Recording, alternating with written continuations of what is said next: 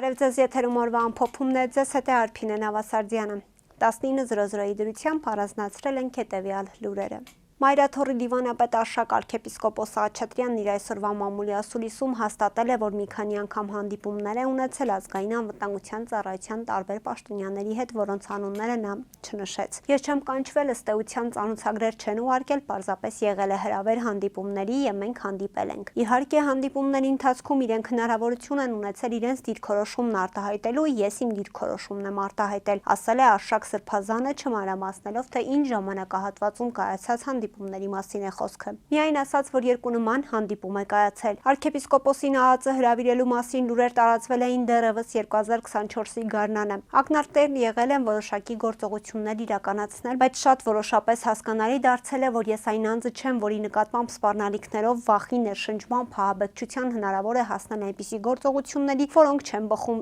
իմ համոզմունքներից, ասաց նա վստահեցնելով, որ ընկճված չէ։ Մայրաթոռի դիվանապետը նշեց, որ ներկայումս էլ մնում է այդ դիրքորոշմանը։ Arczepiskoposը հերքել է իրեն առնչվող վերագրումները տեսանյութը կեղծիք որակելով։ Ես իմ կյանքում չունեմ արած բաներ, որոնց համար ամաչ եմ, նշեց նա, հավելելով, որ այս պահին իր հոգևոր ծառայությունը դադարեցնելու հիմքեր չի տեսնում։ Արշակ Սրբազանը համոզմունք է հայտնել, որ Նիկոլ Փաշինյանին բացարձակ չի հետաքրքրում կաթողիկոսը երեխա ունի, թե ոչ, նրա նպատակն այլ է վարկաբեկել եկեղեցին եւ արհեստական օրակարգեր ստեղծել։ Ըստ նրա, նման հարցադրումները հրապարակից պետք է դուրս նետվեն։ Ամեն անգամ, երբ նման հարցադրումներ են հնչում, ես մտածում եմ, որ դրանք պատվիրակված են, որովհետև եթե մեկն իրավունք վերապահում ինձ ուղղել հարցեր, որոնք կորեկտ չեն, դա ինձ իրավունք է վերապահում հակընդդեմ հարցով դիմել իրենց, այդ թվում իրենց սեռական կողմնորոշման մասին հարցադրմամբ, նշել է Սրբազանը, պատասխանելով հարցին, թե ինչու կաթողիկոսը չի արձագանքում այն հայտարարություններին, որ ինքը երեխա ունի։ Անդրադառնալով վեհափառի հրաժարականը պահանջող հոգևորականներին, Սրբազանը նշել է, որ վերջիններս դավաճանել են ոչ միայն Աստծուն եւ եկեղեցուն,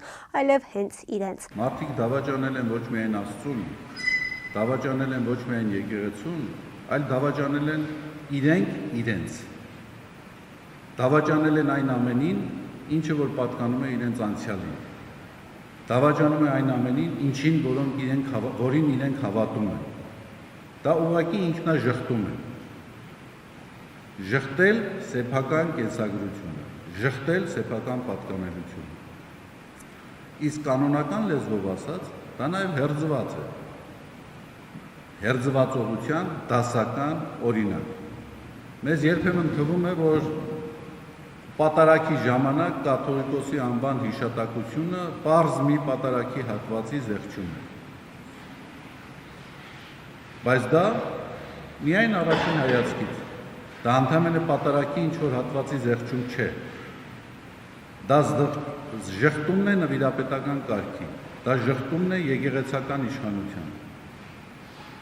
դա ժխտում է սեփական պատկանելության։ Սրբազանը հավելել է, որ կաթողիկոսը չի կարող հեռանալ միայն այն պատճառով, որ ինչ-որ շրջանակներ այդպիսի օրակարգ են դրել, չի կարող հեռանալ այն դեպքում, որ ինչ-որ եպիսկոպոսներ այդպիսի պահանջ են դրել։ Վստահ եմ, կաթողիկոսի կողմից այդպիսի որոշում չի կայացվի, կաթողիկոսն ունի եկեղեցու եւ եկեղեցու պատկանելության չափազանց բարձր գիտակցություն, ասել է նա։ Տիգրան Ավինյանն այսօր վստահեցրել է, որ խոշոր կառուցապատող ընկերություններում ներդրված սարքերից ստացվող տվյալները ցույց են տալիս, որ օդի որակը Երևանում նոյեմբերի կեսերից վատթարանում է եւ սկսում է բարելավել մարտի կեսերից։ Ըստ նրա, պատճառներից առաջինը քաղաքի աշխարհագրական դիրքն է, ապա այս ժամանակահատվածում նաեւ որոշակի եղանակային պայմանները։ Նշենք, որ համաձայն հիդրոթերապևտաբանության եւ մոնիթորինգի կենտրոնի միայն վերջին շաբաթվա ընթացքում փոշու քանակը սահմանային թույլատրելի կոնցենտրացիայից կենտրոնում մինչեւ 4 անգամ, Արաբկիրում մինչեւ 1.6 անգամ բարձր է եղել։ Ավինյանի խոսքով երկարաժամկետ կտրվածքով լուծումները բարդ են, հարյուրավոր հեկտարներով նոր անտառածածկ, մշտադալար կանաչապատ տարածքներ, մինչդեռ կարճաժամկետ լուծումները կարող են ինչ-որ չափով բարելավել իրավիճակը։ 10-15 կրիտիկական օր, որոնց մասին մենք նախորդ տեղեկացված լինենք,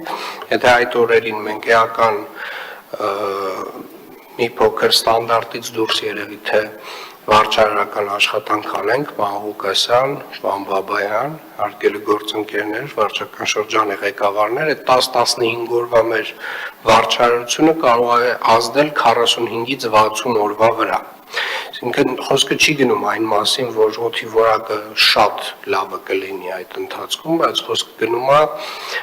որ այն մասին, որ տենց 10 օր ճիշտ թիրախային կետային աշխատանքի դեպքում մենք կարող հնարավորություն ունենալ մոտավորապես մի 20%-ի ազդեցություն ունենալ, որը իրականում էական ազդեցություն է։ Ավինյանը պնդել է նաև, թե մարդածին գործոններն ավելի փոքր ազդեցություն ունեն։ Մասնագետները շարունակում են ահազանգել, որ փոշին մյուս թունավոր նյութերը բազմաթիվ հիվանդությունների առաջացման ռիսկեր են պարունակում։ Ընդդիմությունն էլ մեղադրում է իշխանություններին համապատասխան քայլեր չձեռնարկելու մեջ։ Պաշտպանության նախկին նախարար Դավիթ Տոնոյանին ազգային ժողովից կրկին մերժեցին, նրան հնարավորություն չի տրվի ծանոթանալու 44-օրյա պատերազմի հանգամանքների վերաբերյալ խորհրդարանական քննիչ հանձնաժողովի պատրաստած զեկույցին։ Ազգային ժողովի աշխատակազմի ղեկավար Դավիթ Առաքելյանը նշեց, մերժման հիմքը նույնն է։ Ըստ ազգային ժողովի ընթացակարգերի պատերազմի վերաբերյալ փաստաթուղթը զեկույց չէ։ Նախկին նախարարը ավելի քան 1 ամիս առաջ էր դիմել ազգային ժողով զեկույցին, մասնավորապես իր մասնակցությամբ հարցանագրություններին ծանոթանալու համար, բայց մերժել էին պատճառաբանելով, որ այն իրավական կարգավիճակ չունի։ Տոնոյանն իր փաստաբանների հետ խորհրդակցությունից հետո այսօր կրկին հայտարարությամբ է հանդես եկել, նշելով, որ փաստաթղթին չծանոթանալու ներկայացված հիմքերը համարում է անհիմն եւ անընդունելի, հատկապես հաշվի առնելով նախկինում զբաղեցրած պաշտոնները։ Տոնոյանը դարձյալ դիմել է ազգային ժողովի նախագահին։ Պարոն Տոնոյանի հայցած փաստաթղթերը, որոնց նա ուզում է ծանոթանալ ազգային ժողովի կանոնակարգ օրենքի 25-րդ հոդվածով, չի հանդիսանում ազգային ժողովի զեկույց, որին հողում տալով ինքն ուզում է ծանոթանալ, ասել է Առաքելյանը։ Հարցին, այդ դեպքում փաստաթղթի անվանումն ինչ է, Առաքելյանը արձագանքեց. կդժվարանամ ասել, որովհետև ինքը պաշտոնապես անուն չունի։ Նոր քրեական գործ է հարուցվել 3-րդ բանակային կորպուսի նախկին հրամանատար գեներալ-մայոր Գրիգորի Խաչատուրովի դեմ։ Իրավապահները միջպետական հետախուզում են հայտարարել երկրից գործերով բացակայող Խաչատուրովի նկատմամբ։ Գլխավոր դատախազության փոխանցմամբ Խաչատուրովի նկատմամբ հանրային հետապնդում է հարուցվել օրերս 2 հոդվածով։ 48-ամյա գեներալ-մայորը մեղադրվում է կաշառք տալու եւ պատերազմի ժամանակ իշխանազանցության ու իշխանությունը չարաշահելու հոդվածներով։ Քննչականը գեներալին կալանավորելու միջնորդություն է ներկայացրել դատարան, որը սակայն մերժվել է։ Այսինքն Հայաստան վերադառնալուց հետո նրան չեն կալանավորի։ Գլխավոր դատախազությունը կբողոքարկի այս որոշումը։ ՀԱՊԿ նախկին գլխավոր քարտուղար Հայաստանի զինված ուժերի գլխավոր շտաբի նախկին պետ Յուրի Խաչատուրովի որդին մեկ այլ գործով է անցնում, որի քննությունը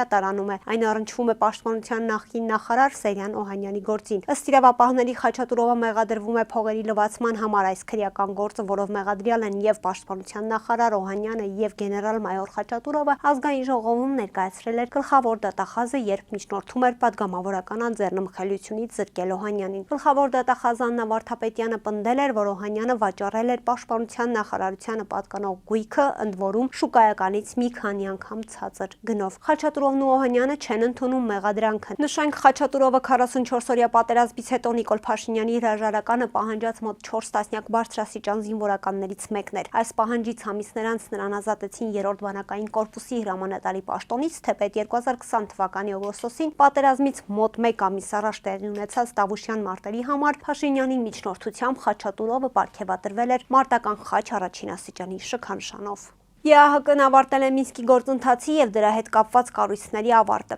Այս մասին տեղեկացնում է կառույցը։ Սա իրագործվել է համաձայն նախարարների խորհրդի որոշման, որը կայացվել էր Հայաստանի եւ Ադրբեջանի կողմից ԵԱՀԿ նախագահությանն ուղղված համատեղ դիմումի հիման վրա։ Արցախյան հակամարտության կարգավորման նպատակով ստեղծված ու Ֆրանսիայի, Միացյալ Նահանգների, Ռուսաստանի համանախագահությամբ գործող այս խմբի լուծարման պահանջը Ադրբեջանն էր առաջադրել որպես խաղաղության պայմանագրի նախաստորագրման պայման։ Օգոստոսի 8-ին Մինսկի խմբի լուծարումը Վաշինգտոնյան Թրամփ Ալիև երակող մրցակագրի երկրորդ կետով նախատեսվեց։ Հայաստանի ու Ադրբեջանի գլխավոր դիվանագետները լուծարման դիմումը ԵԱՀԿ-ին համատեղ ստորագրեցին, կոչ արեցին մասնակից պետություններին ընդունել այդ որոշումը։ ԵԱՀԿ անդամ 57 երկրներից որևէ առարկություն չի հնչել։ Նոյեմբերի 30-ին խոշոր ավտովթար է տեղի ունեցել Կոտայքի մարզում ժամը 23:00-ի սահմաններում Երևան-Սևան ավտոճանապարհի 16 կիլոմետրի հատվածում արձաններ բացօթյա վաճառքի սրահի մոտ բախվել են ջիպ եւ Opel Magnishi ավտոմեքենաները։ Ինչպես դեպքի վայրից հայտնում է ֆոտոլրագրող Գագիկ Շամչյանը, վթարի հետևանքով 2 հոգի, որոնց առաջին օգնության են հասել քաղաքացիները եւ շտապ օգնության բժիշկները, տեղափոխվել են հիվանդանոց։ Բախման հետևանքով Opel-ը կողաշրջվել եւ բախվել է ծառին, իսկ ջիպը հայտնվել է երթևեկելի գոտուց դուրս։ Բախման հետևանքով նաև ճանապարհին տեղադրված երկաթե արգելապատնեշներից մեկը շպրտվել եւ վնասել այդ պահին նշված վայրով դեպի Երևան ընթացող Opel Magnishi ավտոմեքենան։ Վթարի փաստով քննչական բաժնում նախաձեռնվել է քրեական վարույթ, որտեղ էլ պարզվում է վարորդների եւ վիրավորների